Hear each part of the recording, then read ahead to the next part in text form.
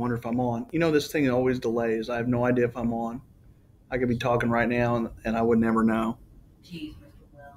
I know. It's crazy. Oh, I am on. Hey, ELA peeps. How you doing? This is Mr. Wells. We are reading Murder on the Orient Express. Today we're ready for part 2 of chapter 9. Make sure you're filling your sheet along in there so that you can turn that in when we get done reading the book. We've got a studio audience in here today, and they are just as excited, if not more so, than I am about the book. Yeah.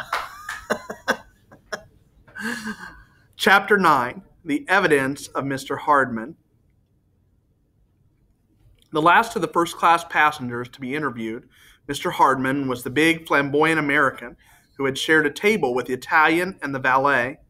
He wore a somewhat loud check suit, a pink shirt, and a flashy tie pin, and was rolling something round his tongue as he entered the dining car. He had a big, fleshy, coarse-featured face with a good-humored expression. "Morning, gentlemen," he said. "What can I do for you?" "You have heard of this murder, Mr. Hardiman?" "Sure." He'd shifted the chewing gum deftly. "We are of necessity interviewing all the passengers on the train." "That's all right by me. Guess that's the only way to tackle the job." Perot consulted the passport lying in front of him. "You are Cyrus Bethman Hardman, United States subject, 41 years of age, traveling salesman for typewriting ribbons?" "Okay, that's me." "You are traveling from Istanbul to Paris?" "That's so." "Reason?" "Business." "Do you always travel first class, Mr. Hardman?" "Yes, sir. Firm pays my traveling expenses." He winked. "Now, Mr. Hardman, we come to the events of last night." The American nodded. "What can you tell us about the matter?" "Exactly nothing at all." "Ah, that is a pity. Perhaps, Mr. Hardman, you will tell us exactly what you did last night from dinner onwards." For the first time, the American did not seem ready with his reply. At last he said, "Excuse me, gentlemen, but just who are you? Put me wise." "This is Monsieur Bach, a director of the Compagnie des Wagonlits. This gentleman is a doctor who examined the body." "And you yourself?" "I am Hercule Poirot. I am engaged by the company to investigate this matter." "I've heard of you," said Mr. Hardman. He reflected a minute or two longer. "I guess I'd better come clean." "It will certainly be advisable for you to tell all you know," said Perot dryly. "You'd have said a mouthful if there was anything I did know, but I don't. I know nothing at all, just as I said, but I ought to know something. That's what makes me sore. I ought to know." "Please explain, Mr. Hardman." Mr. Hardman sighed, removed the chewing gum, and dived into a pocket. At the same time, his whole personality seemed to undergo a change. He became less of a stage character and more of a real person. The resonant nasal tones of his voice became modified. "The passport's a bit of a bluff," he said. "That's who I really am." Perot scrutinized the card and flipped it across to him. Monsieur Bach peered over his shoulder. "Mr. Cyrus B. Hardman, McNeil's Detective Agency, New York City."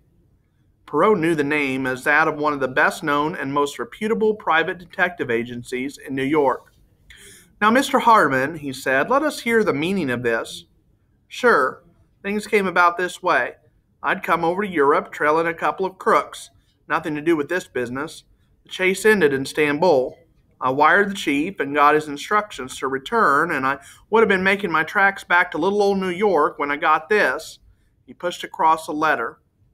"The Teclation Hotel. Dear Sir, you have been pointed out to me as an operative of the McNeil Detective Agency. Kindly report at my suite at 4 o'clock this afternoon. S. E. Ratchett."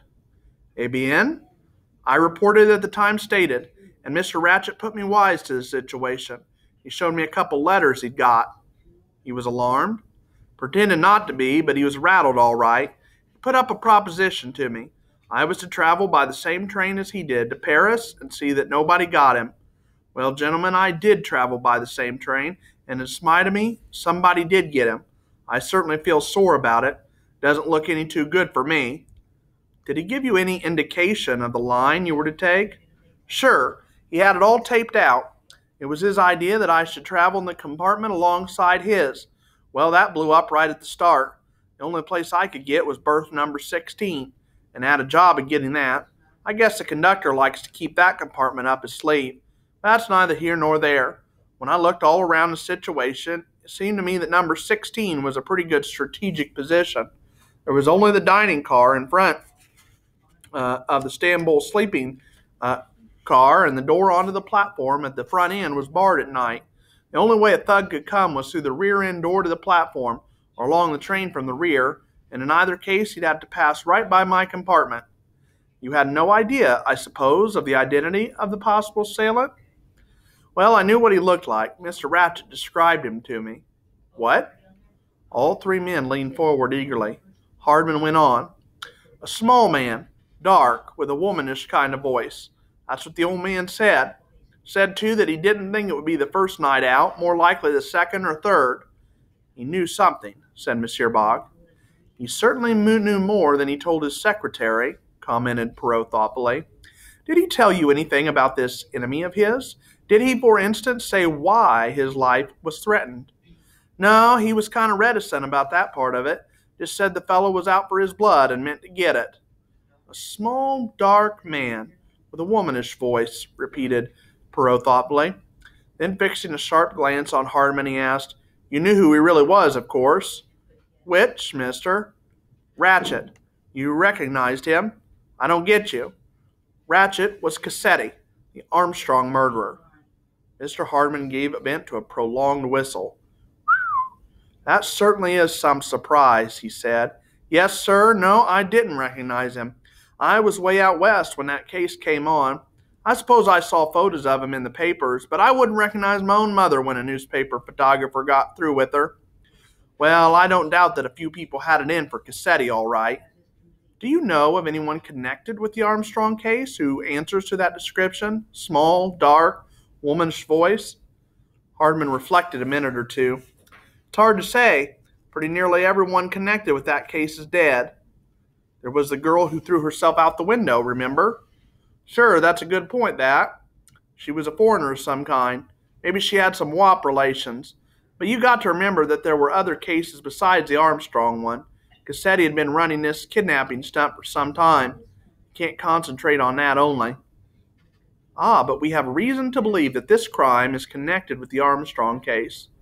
Mr. Hardman cocked an inquiring eye. Perrault did not respond. The American shook his head.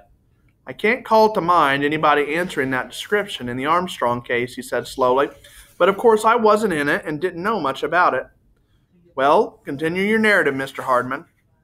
There's very little to tell. I got my sleep in the daytime and stayed awake on watch at night. Nothing suspicious happened the first night. Last night was the same, as far as I was concerned. I had my door a little ajar and watched. No stranger passed. You were sure of that, Mr. Hardman? I'm plumb certain. Nobody got on that train from outside, and nobody came along the train from the rear carriages. I'll take my oath on that. Could you see the conductor from your position? Sure. He sits on that little seat almost flush with my door. Did he leave that seat at all after the train stopped at Minkovie? Was that the last station? Why, yes, he answered a couple of bells. That would be just after the train came to a halt for good. Then, after that, he went past me into the rear coach. Was there about a quarter of an hour. There was a bell ringing like mad, and he came back running. I stepped out in the corridor to see what it was all about. Felt a mite nervous, you understand, but it was only the American name. She was raising hell about something or other. I grinned.